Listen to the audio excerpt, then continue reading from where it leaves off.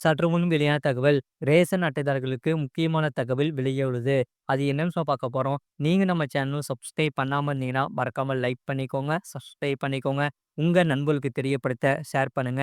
AAY மற்றும் PHS பயனாளிகளின் குடும்ப அட்டைகளில் உள்ள அனைத்து உறுப்பினர்களுக்கும் தங்களது கைவிரல் ரேகையினை 31/3/2025 தேதிக்குள் பதிவு செய்யப்பட வேண்டும் என சென்னை உணவு பொருள் வழங்கல் மற்றும் நுகர்வோர் பாதுகாப்பு துறை இயக்குனர் கூறியுள்ள நிலையில், பொதுமக்கள் வரும் 31ஆம் தேதிக்குள் அதனை செய்ய வேண்டும் என திண்டுக்கல் மாவட்ட ஆட்சியர் சரவணன் கூறியுள்ளார். இது தொடர்பாக அவர் வெளியிட்டுள்ள அறிக்கையில், திண்டுக்கல் மாவட்டத்தில் பொது விநியோக திட்டத்தின் கீழ் செயல்படும் நியாய விலை தடைகளில் அத்தியாவசிய பொருட்கள் பெறும் ஏஏஒய் மற்றும் பிஹெச்எஸ் குடும்ப அட்டைகளில் உள்ள அனைத்து பயனாளிகள் தங்களது கைவிரல் ரேகை பதிவினை இகேஒய்சி சம்பந்தப்பட்ட நியாய விலை கடையில் 31/3/2025க்குள் பதிவு செய்திட வேண்டும் என சென்னை உணவு பொருள் வழங்கல் மற்றும் நுகர்வோர் பாதுகாப்பு துறை இயக்குனர் அவர்களால் தெரிவிக்கப்பட்டுள்ளது.